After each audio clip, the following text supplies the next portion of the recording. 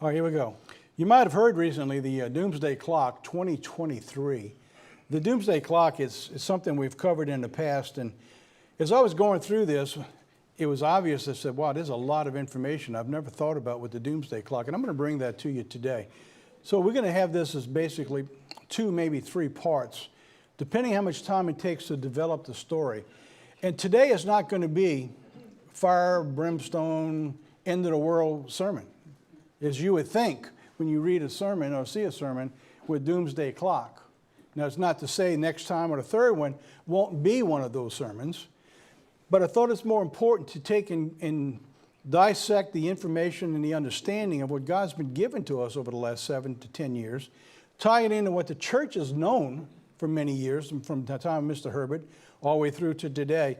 And you're going to be absolutely amazed. I think you will anyway. I was when I come across all this information this past week and say, wow, this is absolutely phenomenal what God's been putting together.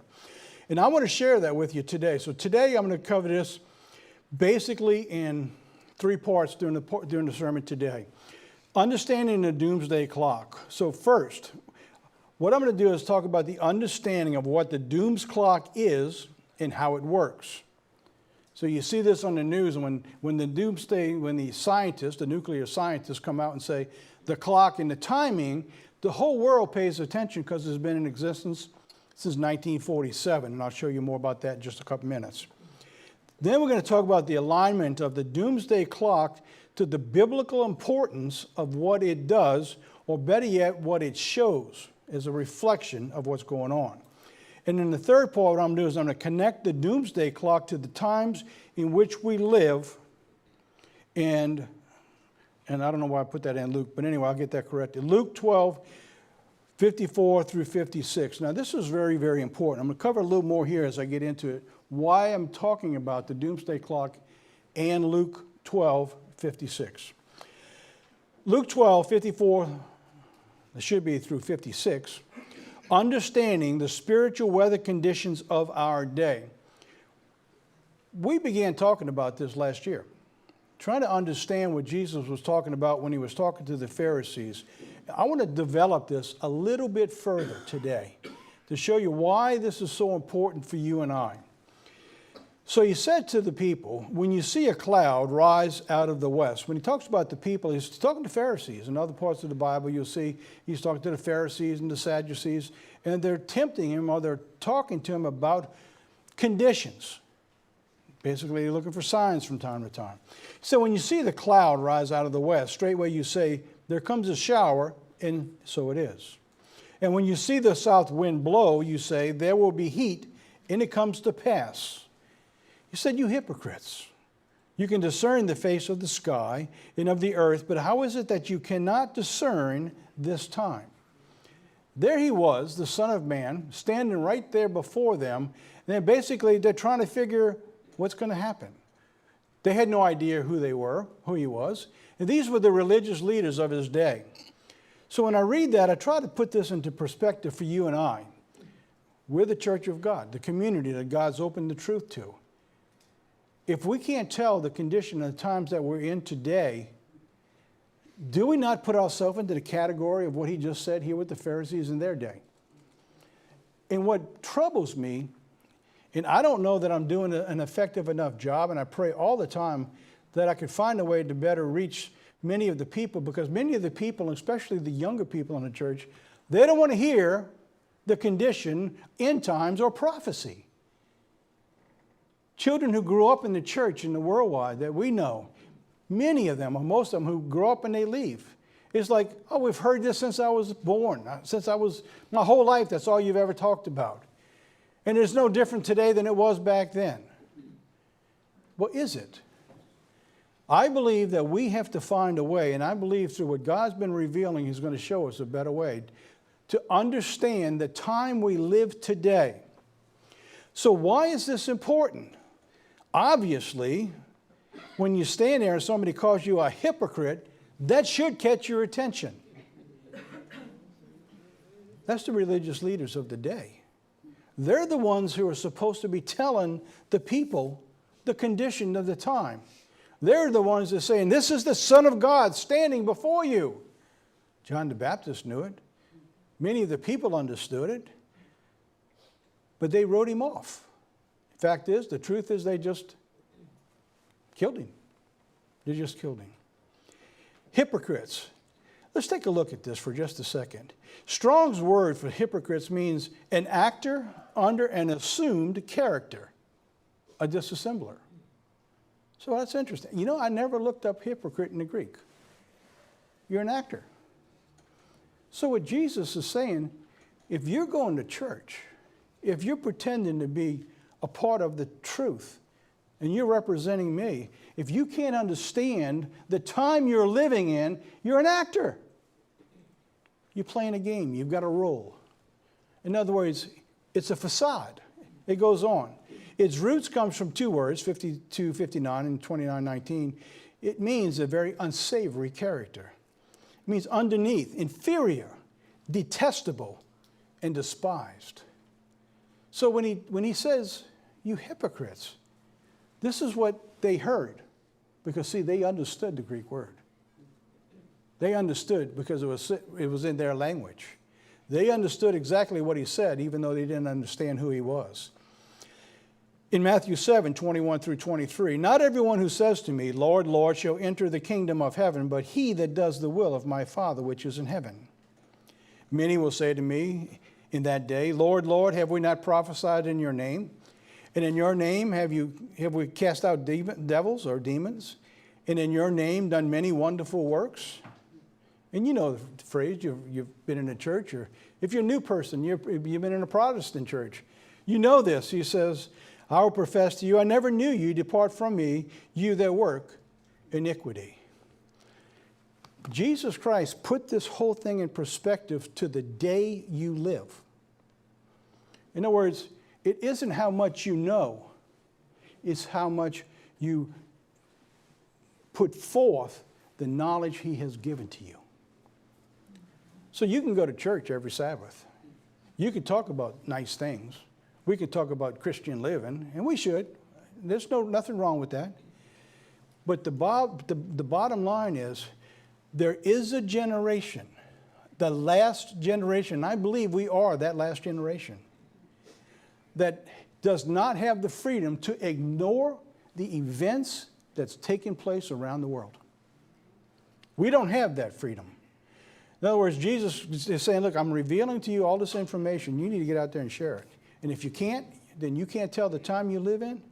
In other words, if you're sitting in church, if you're getting this sermon, and someone you know has shared this sermon with you, because these messages are being shared with a lot of people, literally hundreds to thousands of people around this country and some places around the world. They're saying you need to hear this. And many people are rejecting the fact that it's always been this way.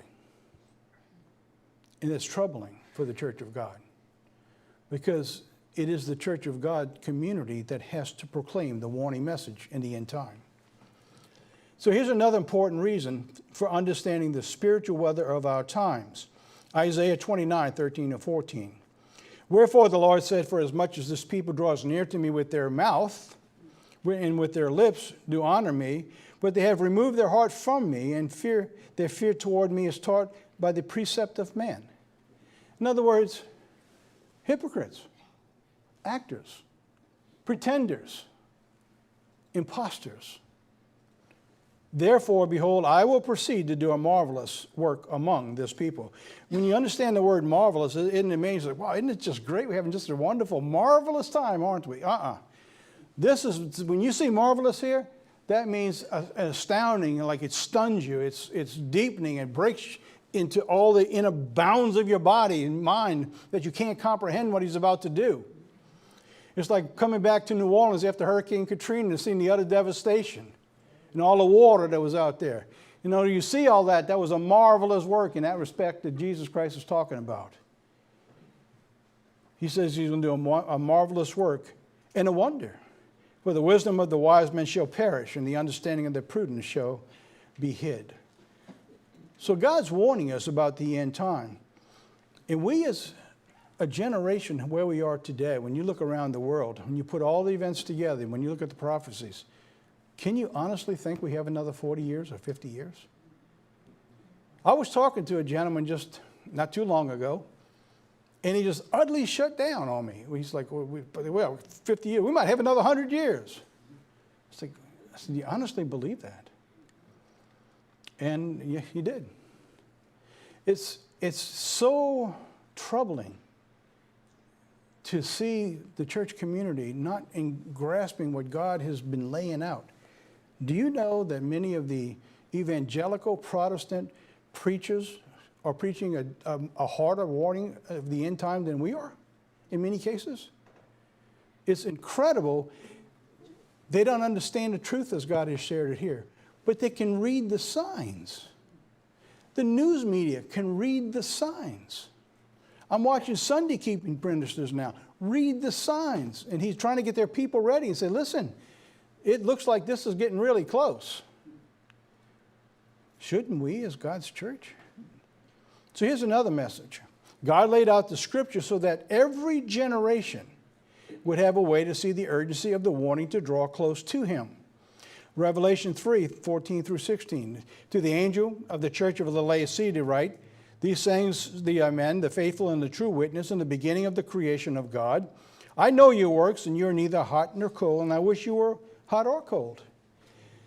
So then, because you are lukewarm and neither hot or cold, I will spew you out of my mouth. So if we think we're going to live in an end time generation and not be on fire to create the warning and the calling out to preach the message of the gospel, and part of the commission has never changed. It is the work of the watchman that's found in the book of Ezekiel. That is the commission of the church. He said, cry aloud and spare not. And that's what we're supposed to do. In the commission in Matthew, when Jesus Christ was ascending to heaven, he told the church then, preach the gospel, preach and teach was what we have to do. So if we don't preach the gospel, and if we don't know the weather conditions, how will we cry aloud and spare not? But what God has done in his mercy for all the people through all times is allowed each generation to think it was in their time. So if you can come to that understanding, even the Apostle Paul thought it was in his day, and it's written in the Bible, then we which are alive, he told his people. He wrote it in Corinthians. You can go back and read it. Peter thought the same thing. But they never had the information that God is revealing to this generation. It wasn't there. The worldwide never had it. Mr. Herbert didn't have it the way we have it today. They had what they needed then because they wasn't the end time generation. And I got to tell you something. If I was alive during the time of Mr. Herbert during World War II, if there was ever an end time message that seemed like it was the end, it was then. World War II, like it never been that way before. When you read Matthew, everything lined up. But they didn't understand that they were the type. The antitype was down the road so that the antitype can look at what they did. That's a merciful thing that God does and did for all his people through time. So now, with that understanding, we can't be an actor on a stage. We have to, according to Jesus' own words, we have to look outside to see what's going on around the world and understand the spiritual condition. We have to follow the fruits of what's being outlaid. This is going to amaze you. Watch this. What is the doomsday clock? Well, you think it's what they say, and it is. I don't think they even understand the role they play. I'm going to show you something today that's absolutely phenomenal. What does the 90 seconds mean? All right, so they come out this year and they said the clock has just moved up from 100 seconds to 90 seconds. What does that mean? Are we getting closer to the opening of the fourth seal, ultimately to Armageddon? That's what they're saying through this. Could all these events lead to a global thermonuclear war? That's what they're warning. And the truth is, they're right on target. They're not mistaken what they're seeing. How can they see it and the church not understand it? The church has been talking about the reality of these things coming for over 70 years. We're living in a time that they talked about. It said, now learn a parable of the fig tree. When his branch is yet tender, puts forth leaves, you know that summer is near. So likewise, when you see all these things, know that it is near, even at our doors. All of what things? Everything he talked about in Matthew 24. There's a couple of specifics that put a timestamp on the generation that he's talking about with the fig leaves, that season from Matthew 24. We'll show you that today. The Doomsday Clock. The Doomsday Clock is like a mirror that actually reflects the global conditions of the planet. You with me? Let me read it again. It's like a mirror that actually reflects the global conditions of the planet, but here's what they don't understand. It reveals the judgments of God brought on through mankind's obedience or disobedience to God's laws. When they tell you the story where they're at, what they don't understand is the reflection of what they're reporting is through man's obedience or disobedience. I'm going to show you that today. And as you see in the clock's history, it is said forward or backward, depending on the leadership of the nation.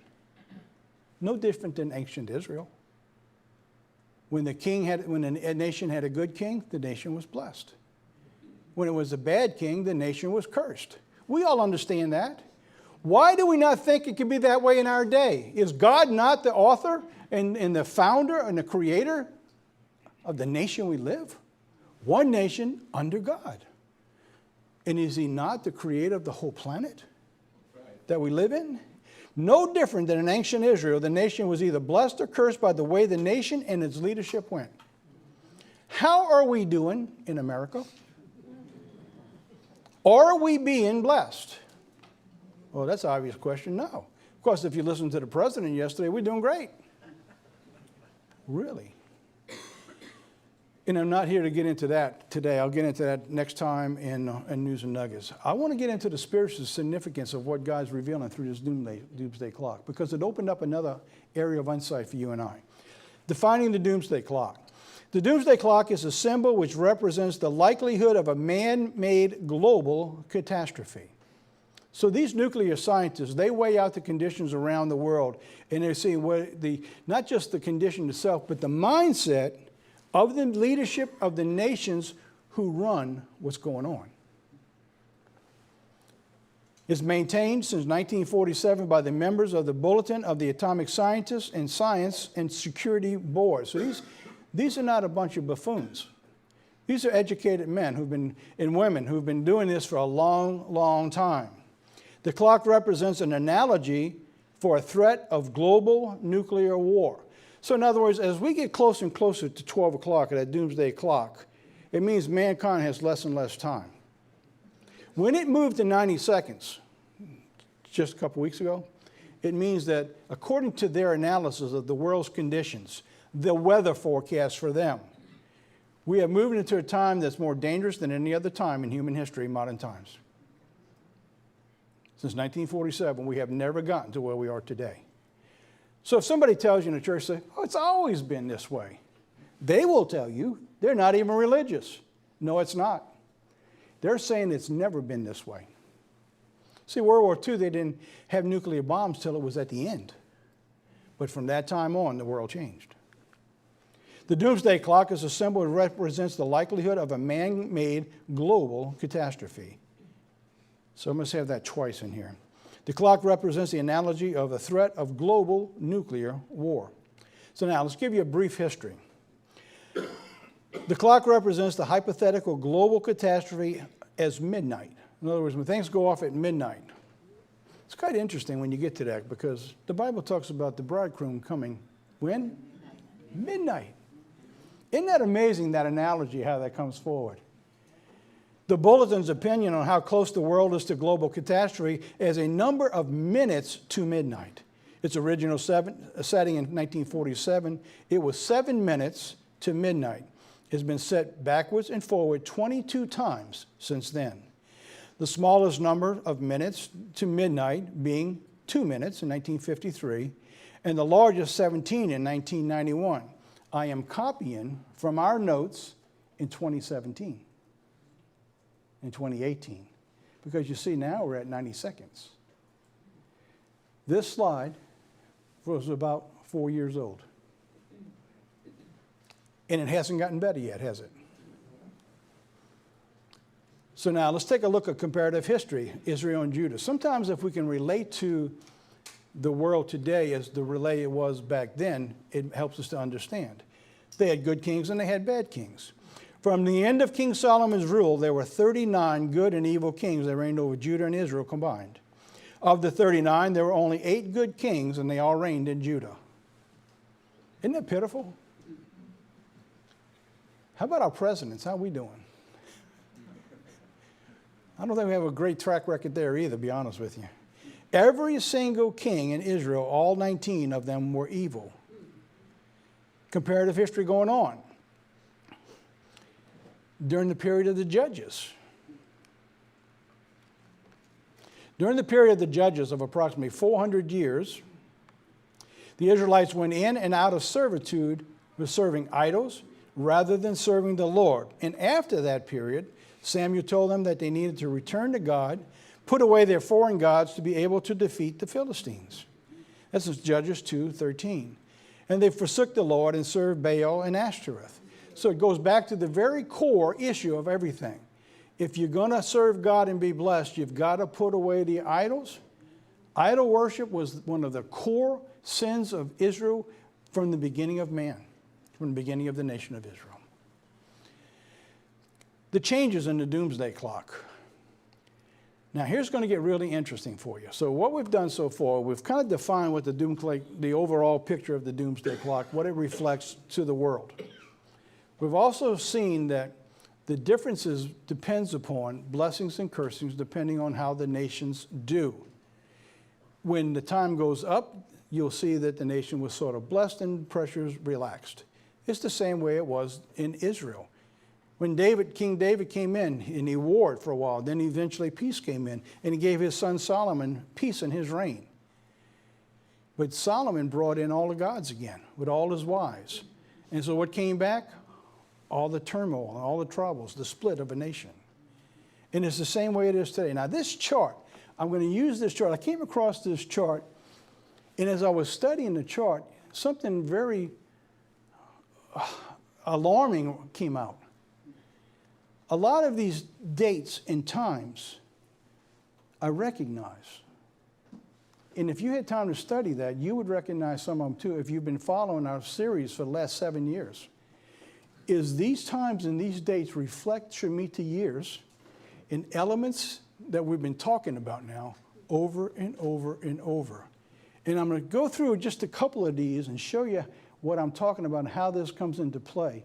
And what this does through the Doomsday Clock, it reflects what God has been saying all along.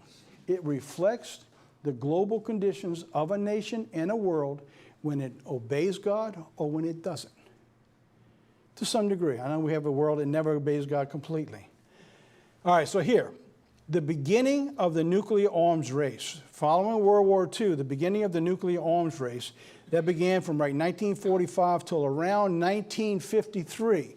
So if you're coming across here, you see that as the nuclear arms race increased, it got greater problems closer to midnight. Then from 49 to 52, they began to sit down to talk, saying if we don't come together with this, we're going to blow ourselves off this planet. So they began to negotiate. But the nuclear arms race continued to grow during that particular period of time. Then we got to what's called the Johnson Amendment in 1954, which was really, really interesting because you see, you come through this period, what did that do? It took away churches from preaching God because they were feared they're going to lose the financing. We started talking about this, the Johnson Amendment. And in it was a church could not be involved with politics or you lose your tax exemption status. That's what that basically said. So the churches withdrew rather than trusting God and went forward ahead, trusting God, preaching God, not worried about the money.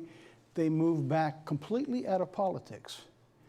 What did that leave us? It leads us into the 60s of the removal of God, removal of prayer in schools, and turning our nation over to an ungodly generation during that period of time. As you see that period of time, you take God out the picture, what happens right here, you begin to see a real mess, back and forth, Vietnam, the love era.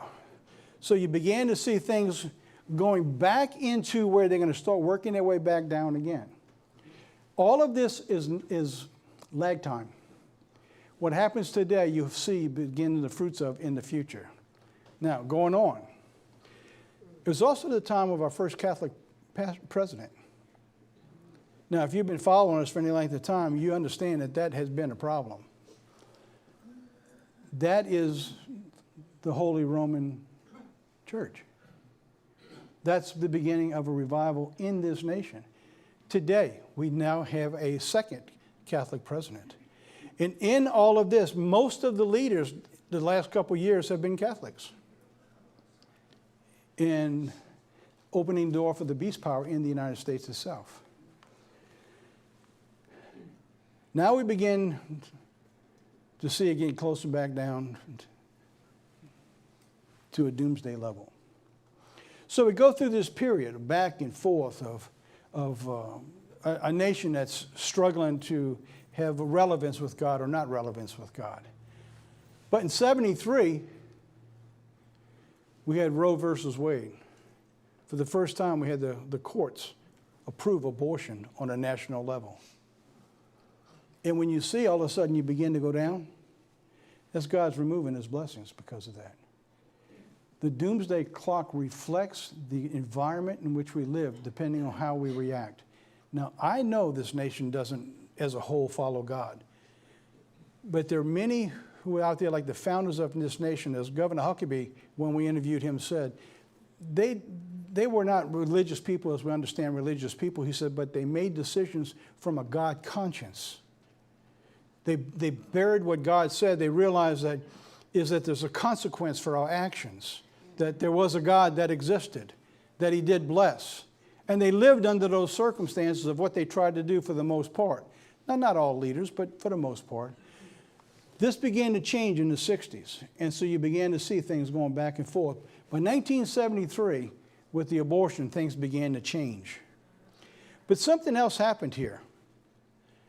Now watch this, if this doesn't surprise or amaze what you're looking at here. So we go from where with abortion, the end of Vietnam War, the removal of a gold standard, we begin to see the stability of the nation and the globe at large becoming more and more dire, all the way down to from 81 down to 84. President Reagan was put in office in 1981. Look at what the death clock reflects at that point.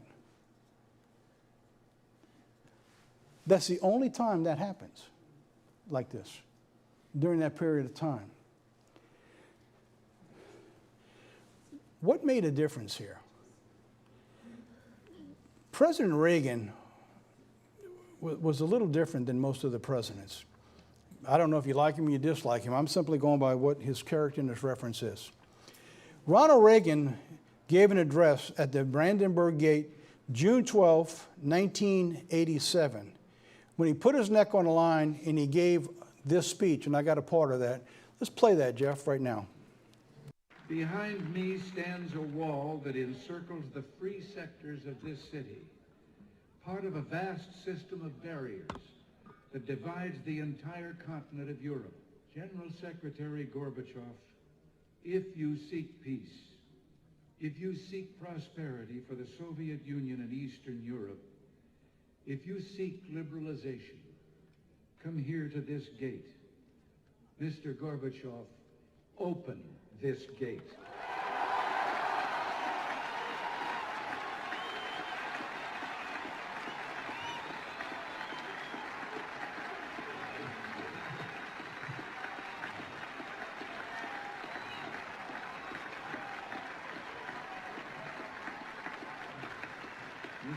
Gorbachev. Mr. Gorbachev, tear down this wall.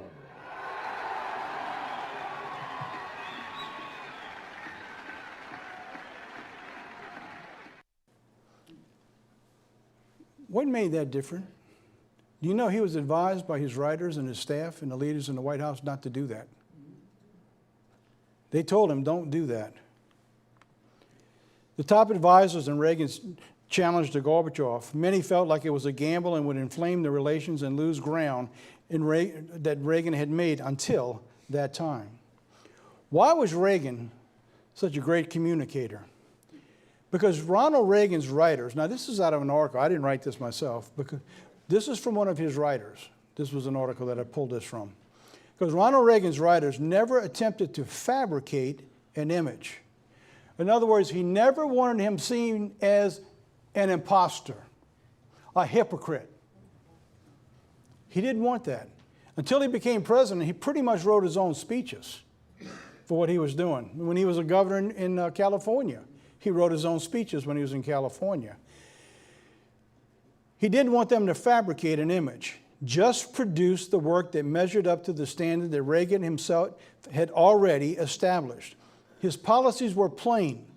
He had been articulate for decades. Until he became president, he wrote most of his own material. Ronald Reagan addressed the issues of America from a God-conscious mindset, similar to that of the founders of America.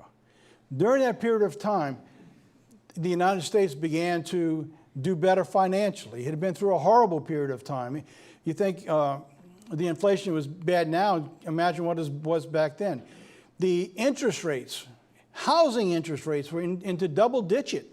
I don't know anybody could afford a house back there.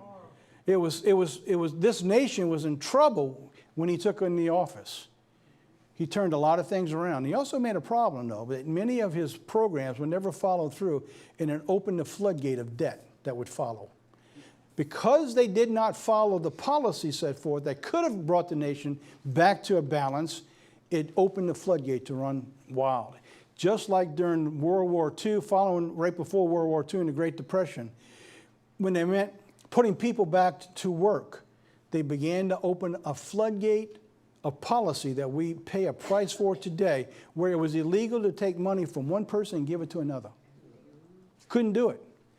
But to put everybody back to work, they took away the guards and they put everything out there and they opened up the Constitution to be chipped at, piece by piece by piece. But now, during that particular time, because of his issue, I believe God blessed his efforts and began to bless the nation. This is from Ronald Reagan, is what he says. Live simple, love generously, care deeply, speak kindly, leave the rest to God. He has a lot of quotes about God when he speaks. He said, we are never defeated unless we give up on God. We've moved into a time and generation now where the former presidents say, or 2 presidents ago, we're no longer a Christian nation.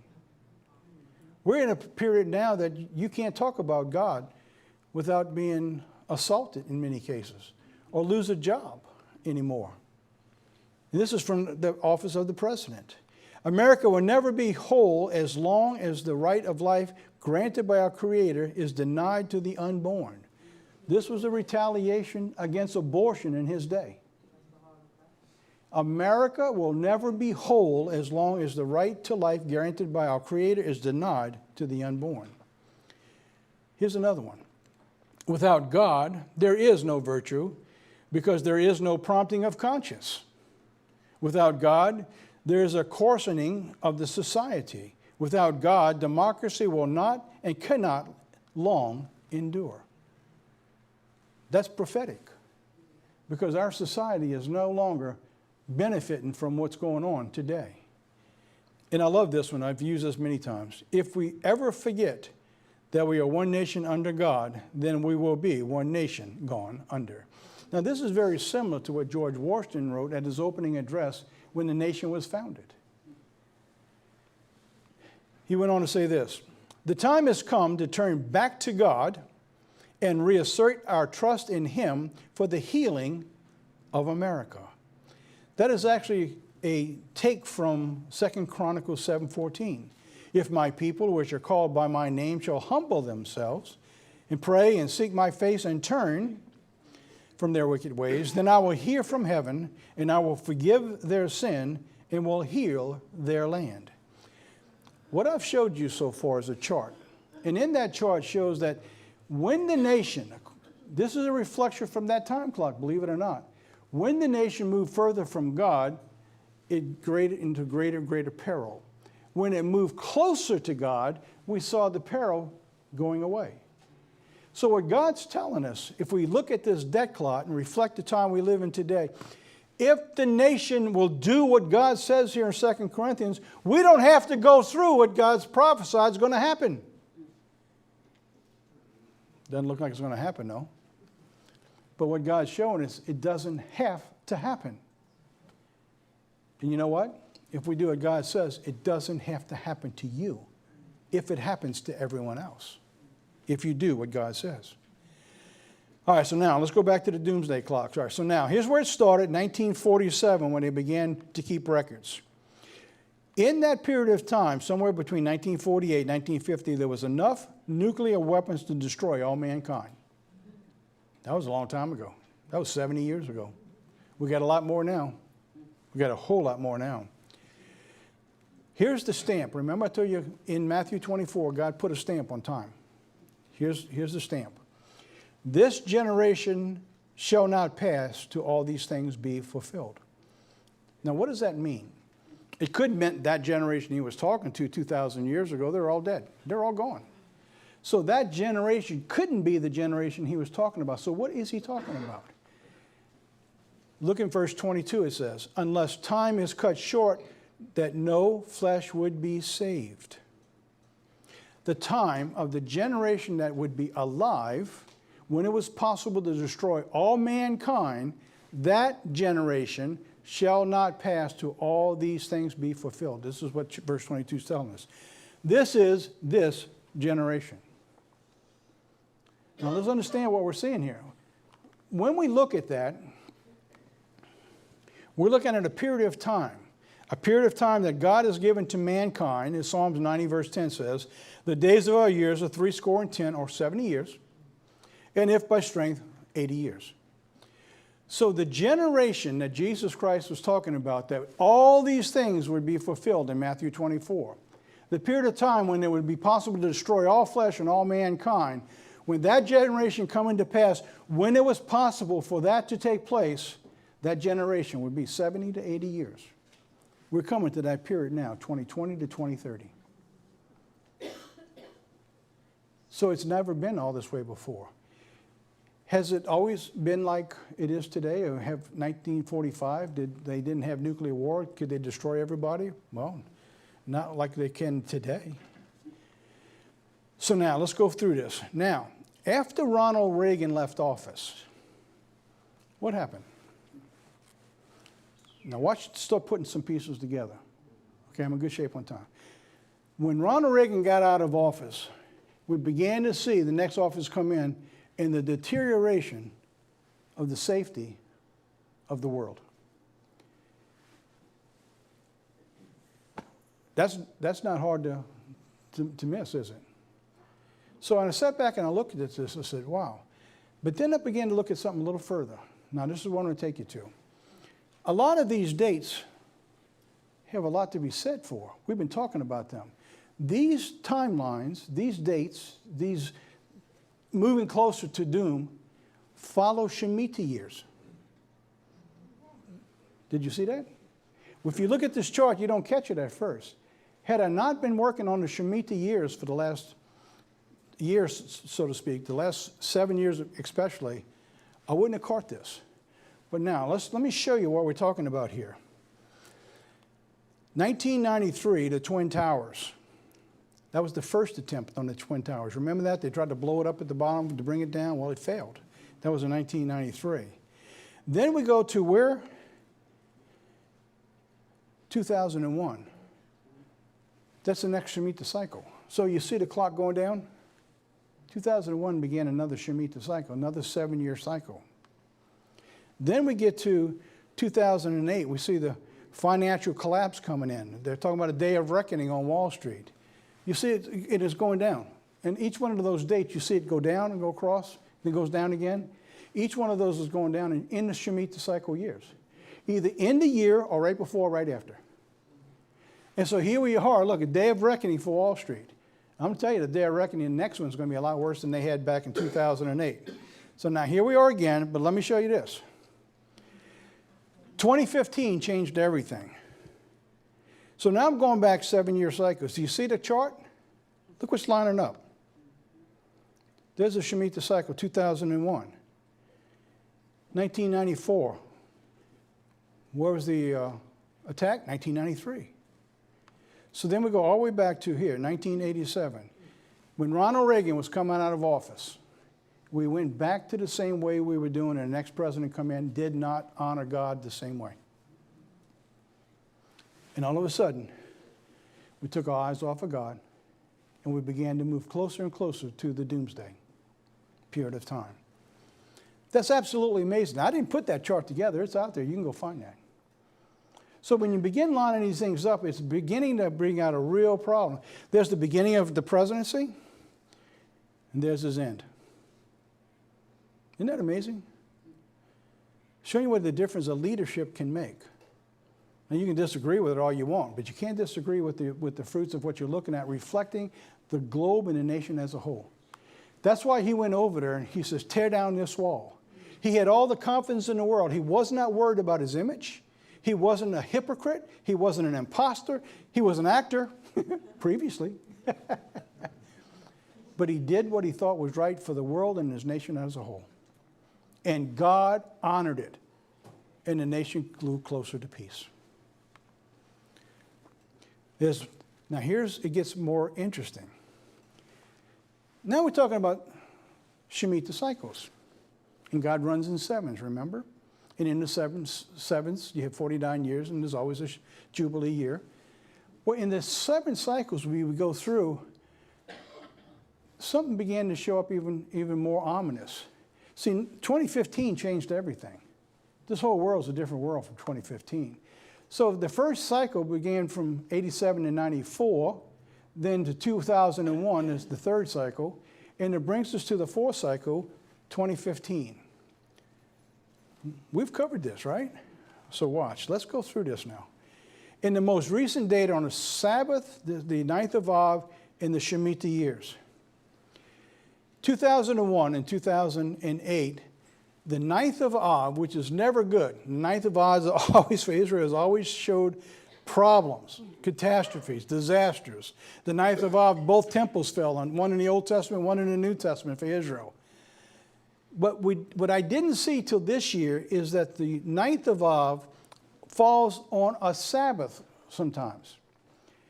Now we begin the last cycle. If we're moving into the last cycle before Jesus Christ returns, if he's coming at the end of 6,000 years, that's going to be on the cycle a Jubilee year, which represents what Jesus Christ is coming to bring peace, set man free.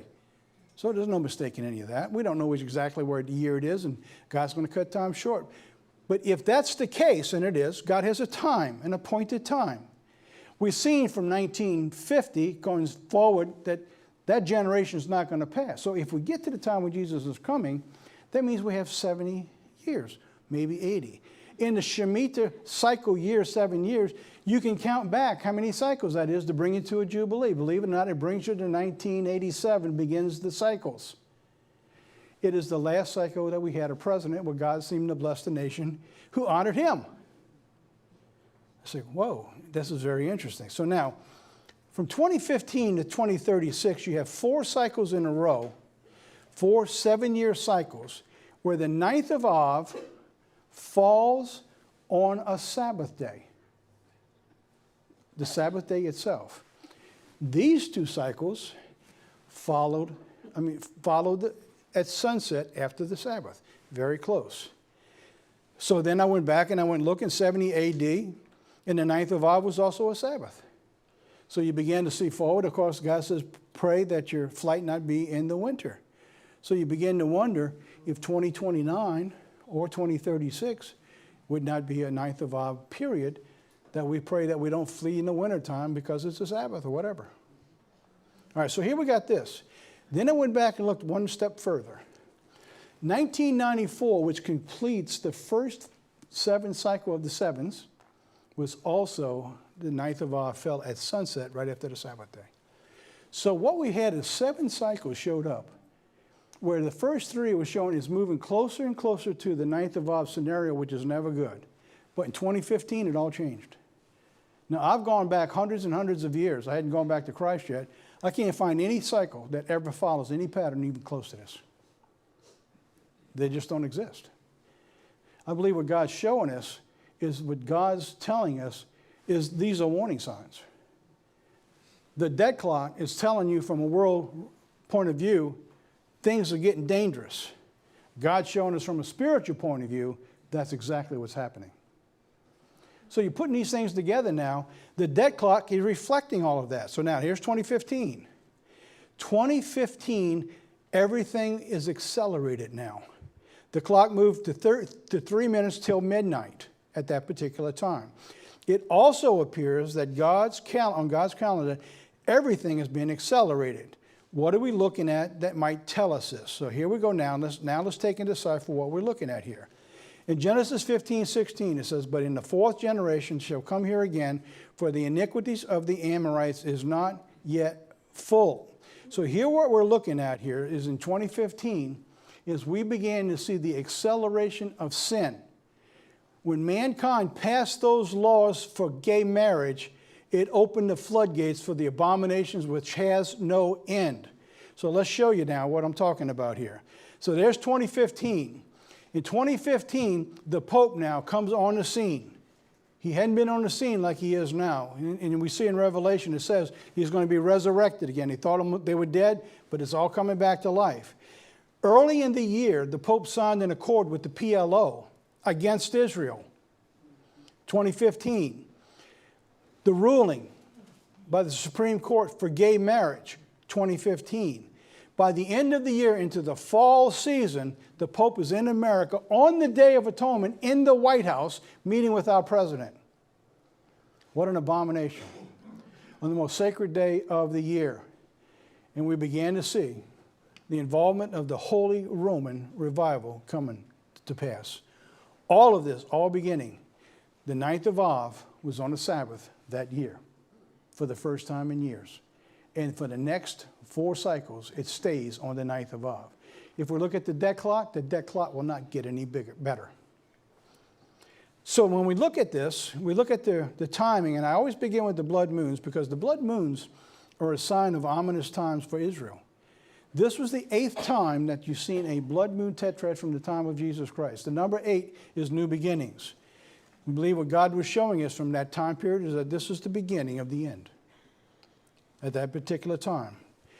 The scientists told us that we had but 12 years to save the planet.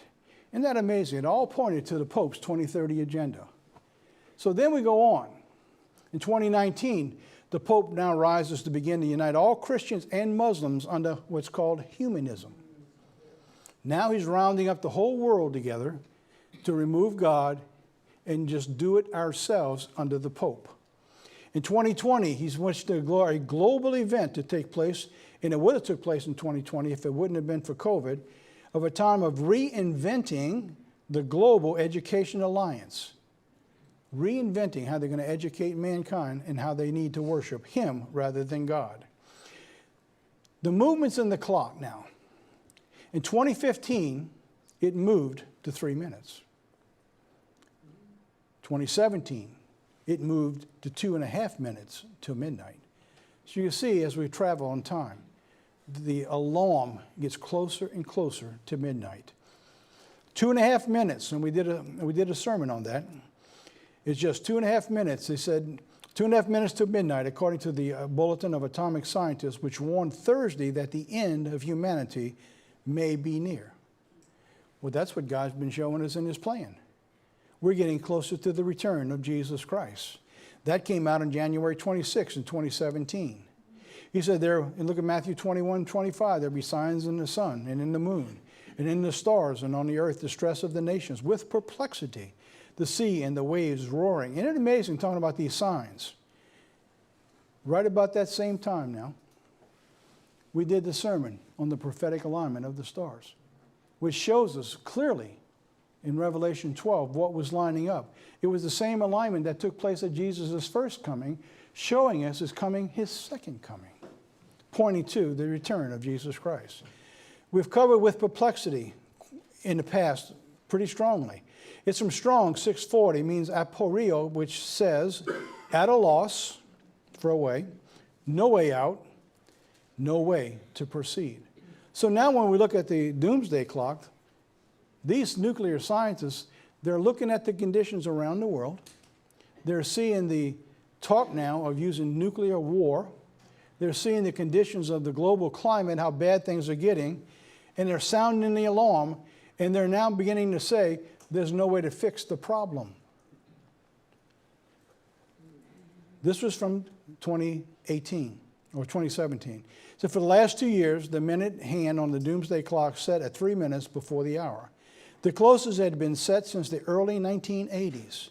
In its two most recent annual announcements on the clock, the Science and Security Board warned that the probability of global catastrophe is very high, and the actions needed to reduce the risk of disaster must be taken very soon. In 2017, he said, we find the danger to be even greater, the need for action more urgent, and it is 2.5 minutes till midnight. The clock is ticking. The global danger looms. Wise public officials should act immediately, guiding humanity away from the brink. This is a report that came out from them in 2017. Nothing to do with religion. This is what they recognize, the conditions of the world that they study every single year going on. 2018 went to 2 minutes. 2 minutes now, it's gotten worse. 2 minutes to midnight. The group behind the famed Doomsday clock announced at a news conference it was adjusting the countdown to the end of it, all by moving the hands 30 seconds closer to midnight. The closest the clock has been to doomsday since 1953. What did we have in 1953? Russia beginning to explode its biggest nuclear bomb. It was a period of time that they were afraid that mankind was going to wipe itself off the face of the earth. They began teaching children how to duck under the desk, remember, and hide in the walls and cover their hair and don't look at the brightness. Remember all the stories? Because the nuclear arms race continued to grow. And at that time, it was 3 minutes, but the world settled down. The Doomsday, the United States tested its first thermonuclear device that followed months later by the Soviets' nuclear hydrogen bomb. They got worse since that period of time. 2020, the clock moved to 100 seconds to midnight. 2022, the clock remained at 100 seconds to midnight. It was the closest ever to apocalypse, they began to call it. Now they're using biblical terms because the time is becoming more and more alarming. And the church is saying, it's always been this way. Has it? I'm going to ask you to do something. I didn't want this sermon to be a doomsday sermon because for God's church, it's not. This is a time to buckle down and get the word out and to help our brothers and sisters understand the times they live in. Because Jesus Christ is going to come back and he's going to say, you hypocrites, how could you not tell the time you lived in? The theme of the midnight. It's interesting, the theme of the midnight is very similar to that of the parable of the virgins. It's found in Matthew 25. I'm not going to talk about that today. I got just a few more minutes. I want to wrap this thing up in about 7 to 10 minutes. I'll be finishing the sermon. But I want to bring this to your attention because you might want to go back and take a look at this. Because you see, there was a period of time they were all waiting for Christ. They were all waiting for the bridegroom. But some of them wasn't ready when he got there. It'd be hard-pressed to find somebody in the church and say, you know, that you're not following God. And they'll say, yes, I am. In fact, I tried to talk to another minister about can you talk more about the end times with them? Basically, I was told mind my own business. So I tried. So now let's take a look at this midnight thing. There's a big difference between God's alarm at midnight and the doomsday clock at midnight. In the Roman calendar, the day begins at midnight. It's interesting, the Hebrew calendar, the day begins at sunset. So when it starts getting dark, that's when God's day is. The evening and the morning are the first day. Both events focus on the same time, midnight. When we talk about the bridegroom coming, when's he coming? He's coming at midnight. The doomsday clock, when the end of mankind, when is it? At midnight. Isn't it interesting how Satan can use something to pervert what God has showed? There's one big difference between the whole thing. The big difference between the world and the church is this. For mankind at midnight with the doomsday clock, life is over for mankind. With Christ, midnight life begins. No, when Jesus Christ comes at midnight, and all those who are waiting for him, who are doing his will when he comes, they begin to live eternally. Hallelujah. Yeah, isn't that something? Both of them at midnight. Let me ask you something. How are you looking at midnight? I know how the young people look at it. Well, my life's just getting started. You know, many of them say, I came into church when I was 20, and they were talking about going to a place of safety and Christ coming back. You know what my first response was? Man, I got a whole life ahead of me. I ain't even gotten married yet. I mean, I got no future. We got to find a way to reach the second generation, to show them that this is a good thing that's coming. Their life isn't over. It's just about to begin. But without all the problems they got in this planet today, and we need to do a better job at that. We need to be able to bring them under our wings and say, listen, it's going to be okay. It's going to get better. Midnight for the elect. We can wait for the moment of Christ's return in Luke 21, 27 through 28. And then they shall see the Son of Man coming in a cloud with power and great glory. And when you see these things begin to come to pass, what are we looking at today? We're beginning to see these things come to pass. Then look up, he says. Lift up your heads, for your redemption draws near. When we see these things, we don't have to hide. We have to trust God and be out there and do like Ronald Reagan did when they said, no, you shouldn't be doing those things. He said, no, I'm not going to do it. I'm going to try to do what I can for our nation. And we need to do what we can for our Lord and our Savior, Jesus Christ, because that's what we've been called to do. 2023 now, the clock has moved to 90 seconds before midnight. At midnight, there was a cry made, behold, the bridegroom comes. Go you out to meet him, it says in Matthew. For then it says also at that time, there'll be such great tribulation, such as the world was, no, to this time, no, nor ever shall be. Now, I'm going to close this with a video. Now, in the video, I thought it's a great video. It's a little longer than I usually play. It's 7 minutes long. It's a person telling a story about going on a plane without a pilot. He mentions one thing in there that I draw offense to, but I immediately remove the offense and say, he didn't understand. We don't look to the cross for salvation. We look to Christ. He referenced the cross because you're coming in on the runway. If you've ever flown and you come in at nighttime, you know that when you come in, there's a cross. It's actually lights. It's the lights that run across the end of the runway, or where the water and the land meets when they come in, and the lights that run down the pattern that follows the cross. So he said when you come in, you see the cross. I'm going to ask you to, when you see this, just move that out the way and you substitute Christ in that picture. Because the rest of it tells an important story. Because you see, when we go to this period of time, a time that's not going to be like any other time in history, we're going to have to be following the voice like he talks about in this video. Let's play that video to wrap this up. I was in Alaska doing a lawsuit. We're way out in the Aleutian Islands, getting ready to leave and go back to Anchorage and then home.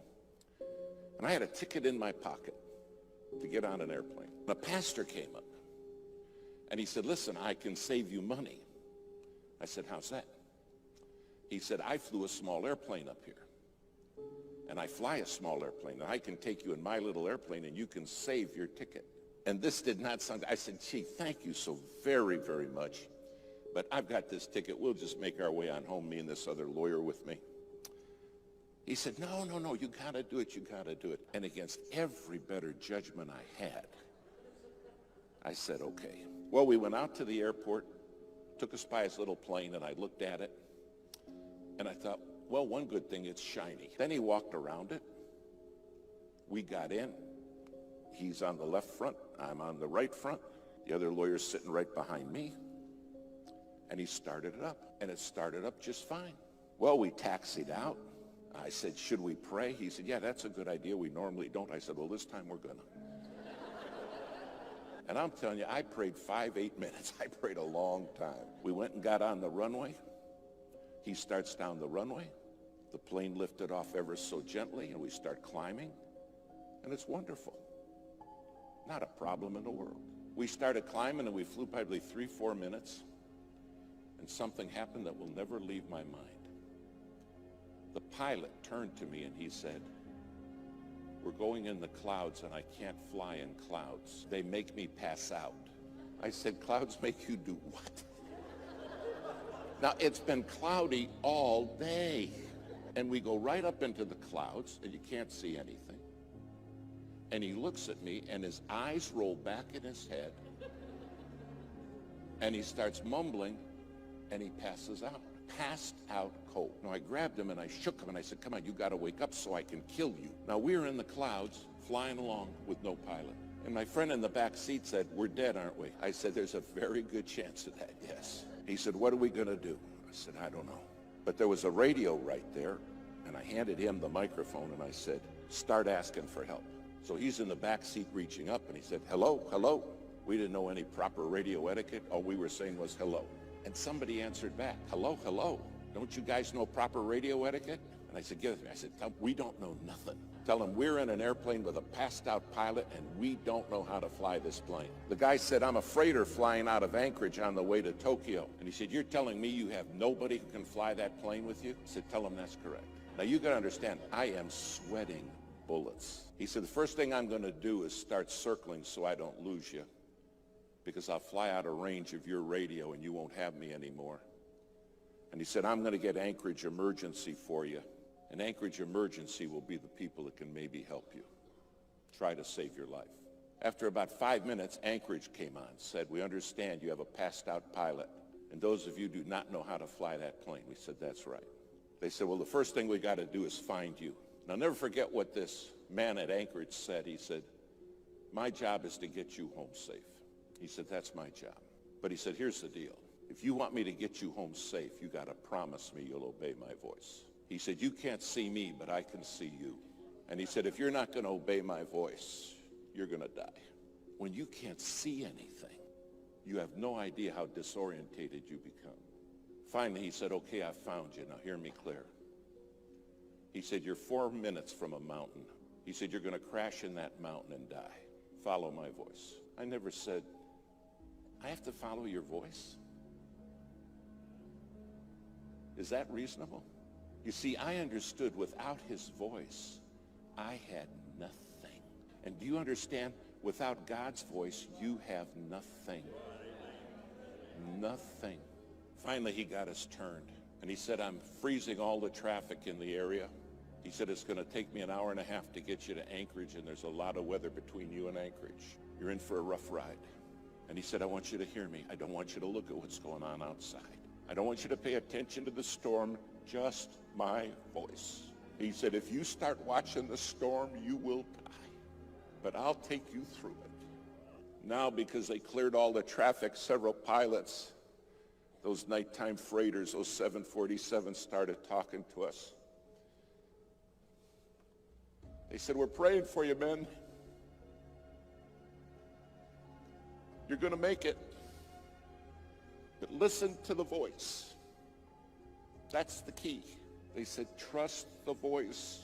You realize your head is full of voices, and everybody in this world wants to talk to you, and everybody wants to be the controlling voice. And God says, I want you to be a living sacrifice. I want you to put yourself on the altar and let my voice be your voice. Finally, we went through the worst of the weather, but there was still more.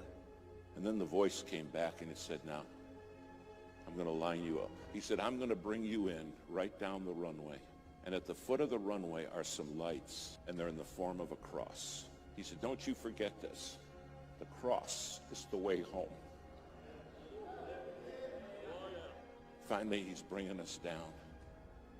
We still can't see anything. And all he kept saying is, stay with me. My sheep, the Bible says, hear my voice and they follow me. Finally, just a couple 100 feet off the ground, we saw the cross. I landed the plane. In fact, I landed it 7 times. Finally, it all came to a stop, and the minute we stopped, the pilot woke up. The voice said, thanks for listening. I watch them crash and burn all the time because they won't follow my voice. They don't understand I'm the one who can see them even when they can't see me. But they get the voices in their head and they kill themselves. They self-destruct. Thanks for listening to the voice. Then they put us in a motel room, and about 4 in the morning, the knock at my door. And I opened the door, and a man was standing there. He said, hello, David. I said, you're the voice. You're the one who got me home. He said, I am. Do you understand one day you're going to stand before him and say, you were the voice. You're the voice that brought me home. If you're not on that altar as a living sacrifice, your head's full of voices. And then we wonder why kids crash and burn. We wonder why marriages are shattered. And the Lord's saying, I'm the one who has the voice. All I can remember is that voice saying, stay with me. Stay with me. Don't listen to what's going on in your head, and don't watch the storm. Stay with me, and I'll take you through. Tonight you have a God who has promised to take you through. A living sacrifice, holy. Isn't that awesome? I wanted to play that because, see, God's Holy Spirit is our voice. It guides, it directs us. It's going to bring us through the storm because, see, Jesus Christ is the one who's directing that Holy Spirit. Because, you see, we're coming, like that pilot did, to that storm. And the only way you're going to get through it is you can't take your eyes off of Jesus Christ. You follow him, the Spirit that leads you, and he will bring you home. And we need to share that story with everyone we know. Next time, part 2 on the Doomsday Clock.